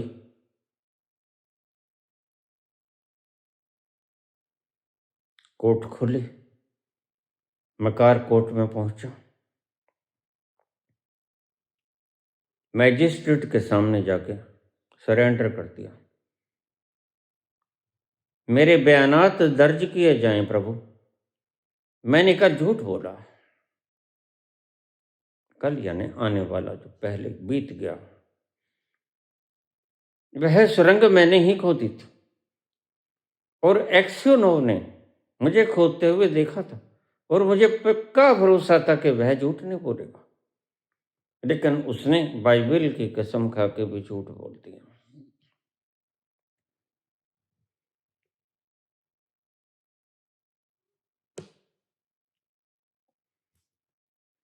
मैजिस्ट्रेट कहते हैं, मैं कैसे एतबार करूं? उन्हें सारी प्लान बताई। ऐसे गया मैं, इत्तेफाकन वह अलमारी खुली हुई थी। मैंने थोड़ा सा पुश किया, अलमारी खुल गई। मैं उसके कमरे में घुसा, मैंने बैग खोला, छुरा रख दिया। वह कत्ल मैंने किया था। 109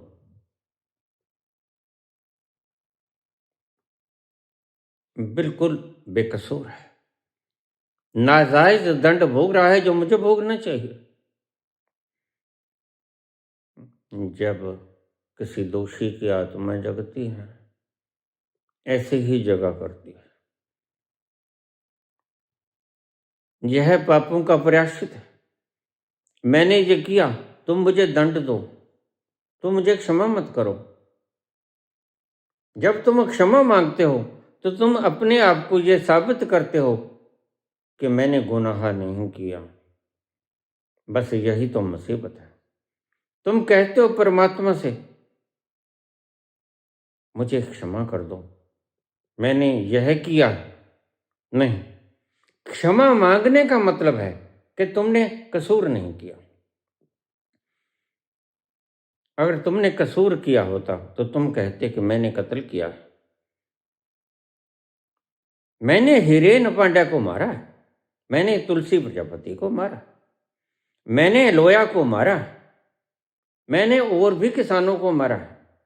मेरे ही कानून बनाने के कारण 750 किसान यहां मर गए, बरूहों पे बैठे, उनका कोई कसूर न था। अगर मैं कानून न बनाता तो वो यहां क्यों आते?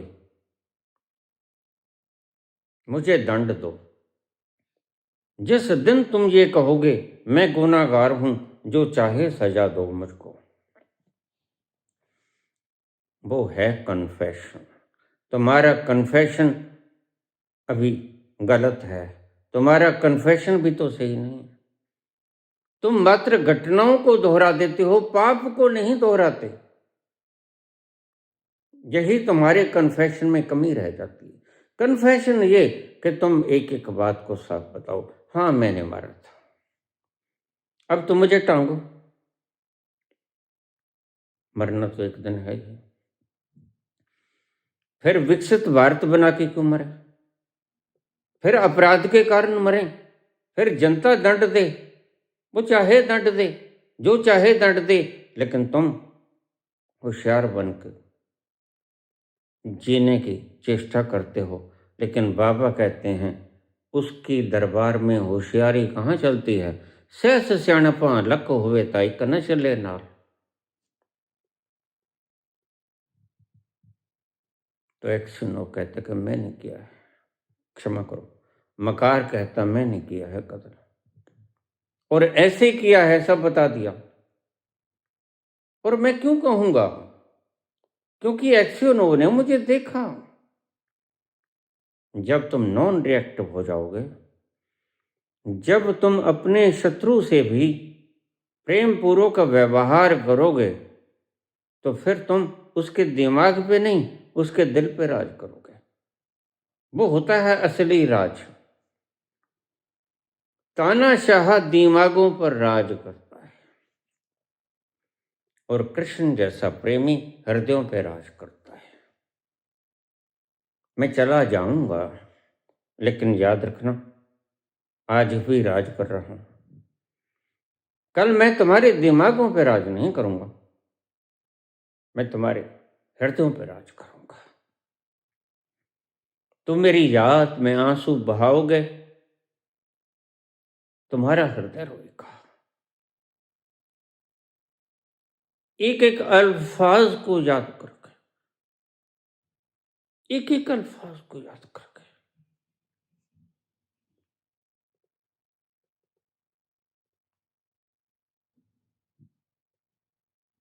तो मकार कहता मुझे दंड दो। कहानी अंतिम मोड़ पे आ रही है, ध्यान से सुनना।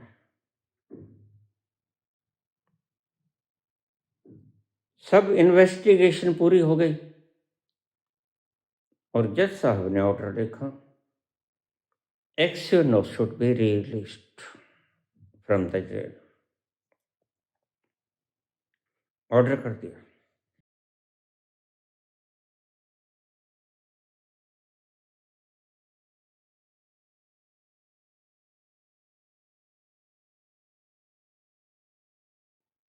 अपने अहलमद को ऑर्डर भेज दिया कि जाओ उसको रिलीज कर दो, चाबी वहां से ले जाओ और रिलीज कर दो, उसके कोठड़ी का दरवाजा खोल दो।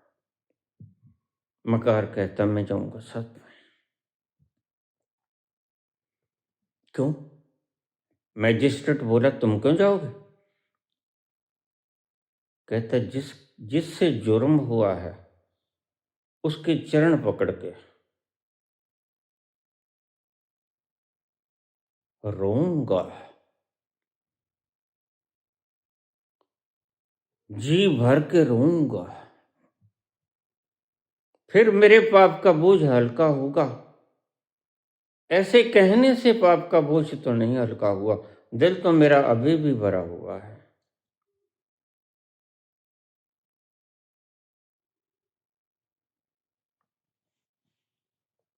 जज साहब कहने लगे ठीक, जाओ साथ में जाओ। दरवाजा खुल गया, उसको रिलीज करने का ऑर्डर लेके अहलमद चला है, साथ में मकार है। मकार की अभिलाषा थी उसके चरण पकड़ूंगा।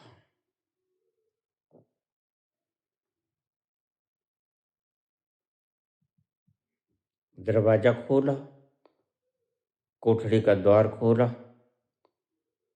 अहलमद भीतर गया।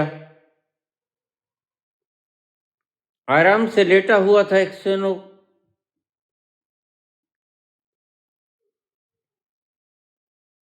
Order of the release was in his hands. उसने आवाज लगाई, अहलमद ने, एक्सनो जागो, तुम्हारे लिए शुभ सूचना है।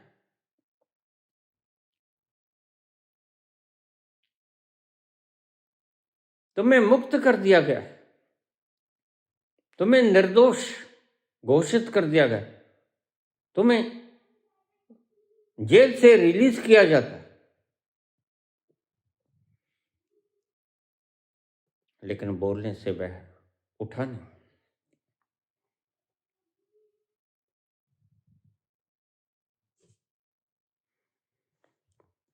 अहलमद ने झंझोड़ा,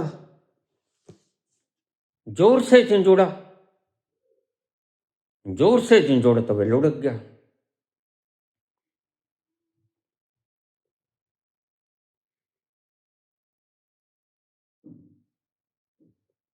तो लियो टॉलस्टॉय लिखते हैं, when the order of release of Aksionov came, Aksionov was no more. जब एक्सियोनोव को जेल से छूट जाने का ऑर्डर हाथ में लिए हुए व्यक्ति गया, उसे हिलाया और उसको सुनाने वाला था, एक्सियोनोव जा चुका था इस धरती से नहीं, आसमान से परे जा चुका था।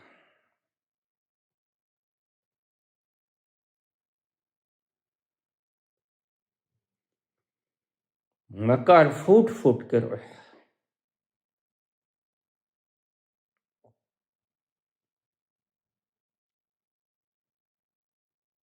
उसके चरण पकड़ लिए, मकार खूब रोया। मेरे कारण तुमने इतने वर्ष झेले,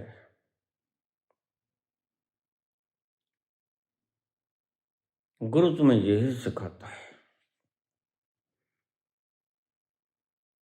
अगर सब कुछ भोग लेने के बाद, सर्जना को भोग लेने के बाद तुम्हारे मन में बुद्ध जैसा, महावीर जैसा वैराग्य आ गया,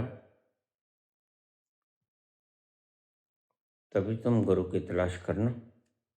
उससे पहले तुम गुरु की तलाश न करना।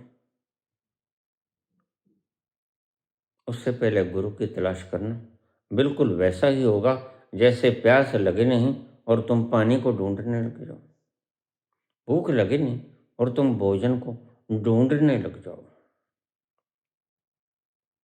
थोड़े से लोग मेरे पास आने चाहिए, जो व्यर्थ में ही जहां फंस गए हैं किसी लोभ के वश, उन्हें तुरत फुर्त निकल जाना चाहिए। उनकी इच्छाओं के अनुरूप उन्हें गुरु ढूंढना चाहिए और अपनी अभिलाषाओं को अंजाम देना चाहिए। मेरे पास उनको कोई काम नहीं। मेरे पास सिर्फ वही रुके हैं जो मेरी आवाज के साथ लिबड़ जबड़ के वो रस आता है, जो उसको पीने की आंतरिक अभिलाषा रखें। अन्यथा अगर तुम उससे संतुष्ट नहीं हुए तो फिर अभी तुम संसार से संतुष्ट हो लो, संसार को भोग लो। संसार को भोगने से अगर तुम्हें कुछ मिल जाए तो बहुत अच्छा है, वो सृजना भी मैं बना गई, मेरी ही क्रिएशन है। लेकिन मुझे पता है नहीं मिलेगी, फिर तुम मेरी तरफ आना। वे होगा असली बदलाव। उससे पहले कोई क्रांति घटित नहीं होती। क्रांति घटित होती है जब संसार व्यर्थ होता है। जब इंद्रियां व्यर्थ होती हैं तो व्यक्ति आत्मघात भी कर ले तो कोई दोष नहीं है, क्योंकि जान लेता है कि इंद्रियों से मैंने करना क्या है। राम मरे लेकिन आत्महत्या नहीं थी। ये संसार लेके जैन मुनि मर जाते हैं, आत्महत्या नहीं होती। इंद्रियां इनके लिए बेकार हो गई। अब इन्होंने इंद्रियों से करना क्या है? अभी तो इंद्रियों से जिन्होंने कुछ करना है वो बाबा रामदेव से दवा लेते रहे।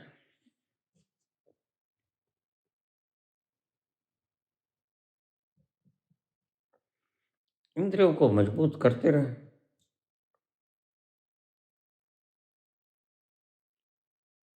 गुरु तुम्हारे अहंकार को तोड़ेगा, क्योंकि गुरु जानता है क्या तुम्हारे दुख का मूल कारण तुम्हारा अहंकार। अगर तुम तुम्हारे अहंकार को टूटना नहीं देना चाहते तो गुरु के द्वार पे मत जाना। तुम पूरी तैयारी करके जाना जैसे कोई तीर्थ यात्रा पे जाता है।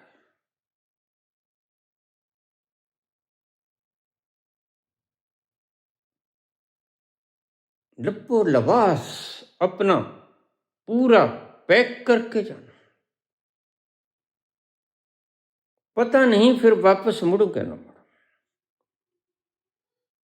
ऐसा ही थोड़ा सा झिड़क दिया, ऐसा ही थोड़ा सा अल्फाज कह दिया, तुमने आगे से प्रत्युत्तर कर दिया, कमेंट कर दिया, बिना जाने पहचाने। मैंने कब बुलाया था भाई?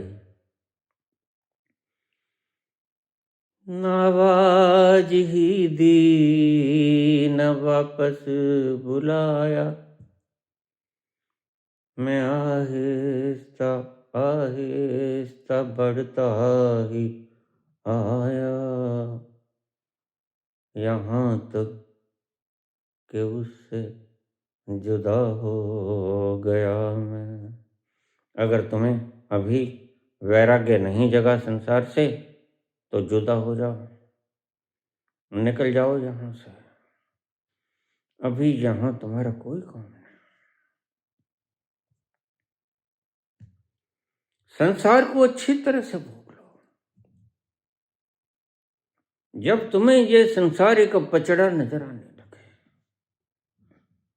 कि गले में किसी ने मरा हुआ सांप डाल दिया,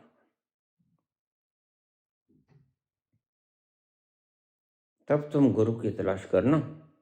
उससे पहले तुम्हारे गुरु की तलाश करना व्यर्थ है।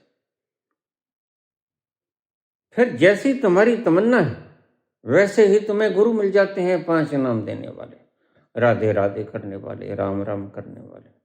खुद भी गए, हम तो डूबेंगे सनम, तुमको भी ले ही डूबेंगे।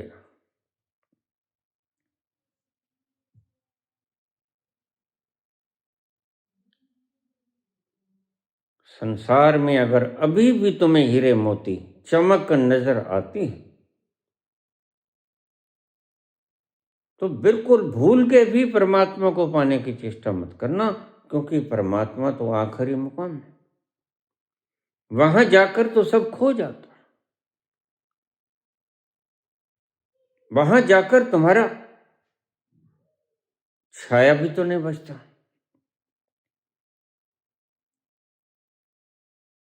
ऐसे ही विदा हो जाना जैसे एक्सियोनो विदा हो गया। When the order of his release came, Exono was no more.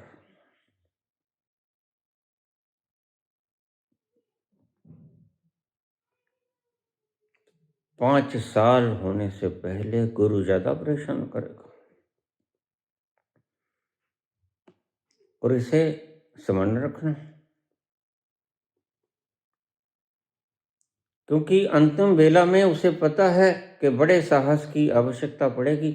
जन्मों जन्मों से जिस चिपकाहट को साधा, अब उसे तोड़ने का समय आ गया, और यह तोड़ना करीब करीब नेक्स्ट टू इम्पॉसिबल। और मेरा पागलपन दिन ब दिन बढ़ता ही जाएगा उन लोगों के प्रति। तुम होशियार रहना, खबरदार रहना। मेरा रवैया थोड़ा सख्त हो जाएगा, उसका कारण भी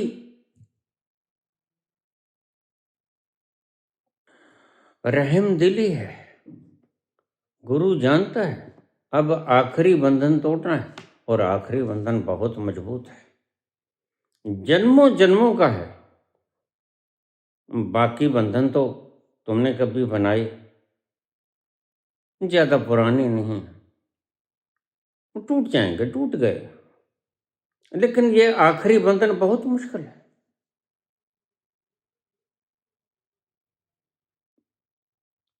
इसको तोड़ने के लिए बड़े साहस की आवश्यकता है, और तोड़ना तुम्हें ही पड़ेगा।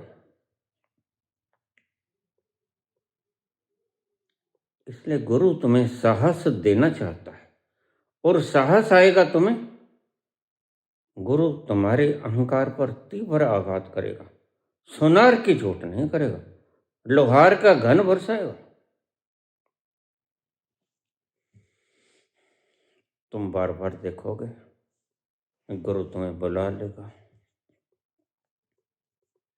नहीं, गलती मत खा जाना। गुरु की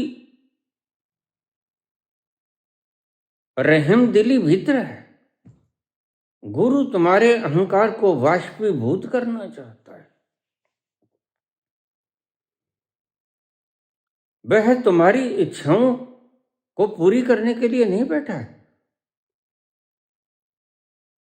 वह तुम्हारा लक्ष्य साधने को बैठा है। इस शब्दों को ठीक से समझो। वह तुम्हारी इच्छाओं की पूर्ति करने के लिए नहीं बैठा है। वह तुम्हें तुम्हारा लक्ष्य साधने के लिए बैठा है कि कैसे तुम अपने लक्ष्य को साध लो। इसलिए घण उठाएगा वह,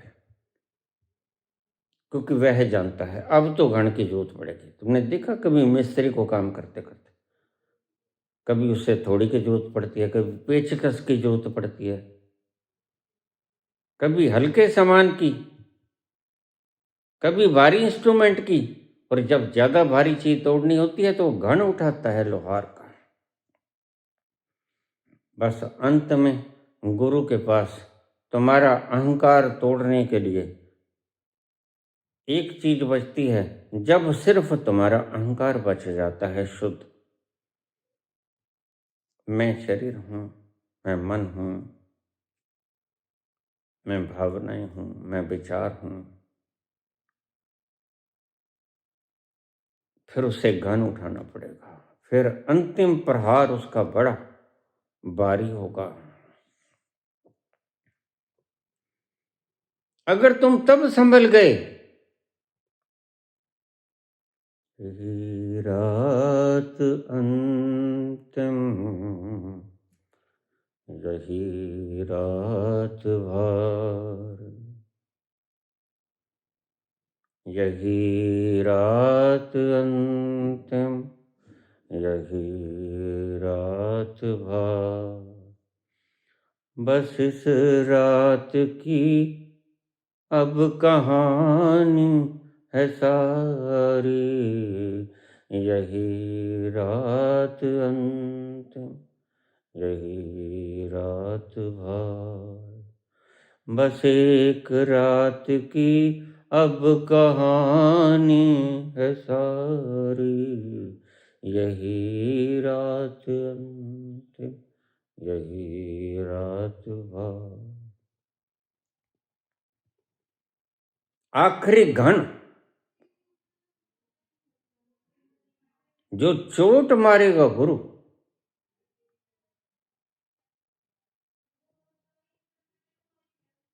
इतनी बर्दाश्त शक्ति तुम में होनी चाहिए।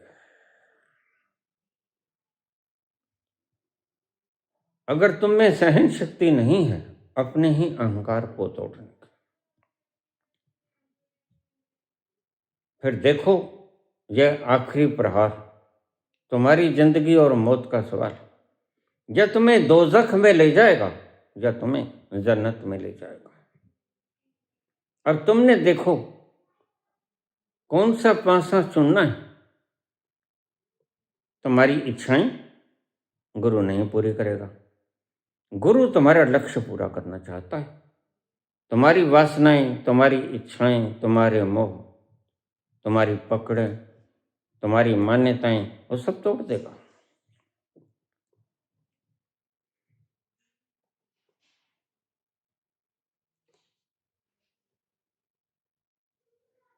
कि वो रोक लेगी, मना लेगी मुझको, मैं ये सोच कर उसके दर से उठा था कि वो रोक लेगी, मना लेगी मुझको।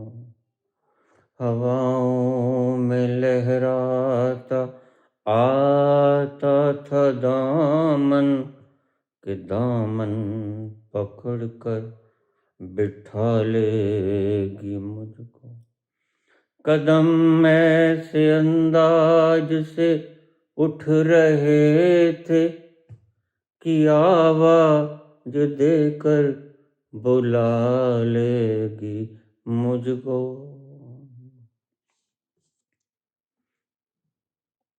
मगर उसने रोका, न उसने मनाया, न दामन ही पकड़ा, न मुझको बिठाया, न आवाज ही दी, न वापस बुलाया। मैं आहिस्ता आहिस्ता बढ़ता ही आया, यहाँ तक कि उससे जुदा हो गया, जुदा हो गया, जुदा हो गया। अगर तुमने ऐसा किया तो इस जीवन मरण के चक्रव्यूह में फंसे रह जाओगे। अब ये मौका, आखिरी मौका। अगर गुरु ने गण उठा दिया तो तुम अपनी सहन शक्ति को बढ़ाओ, तैयार रहो। अब तुम्हारी आखिरी मान्यता तोड़ने को चला। सौभाग्य का वो दिन आया जब तुम भाग्यवान हो जाओगे और तुम्हें लोग भगवान कहेंगे।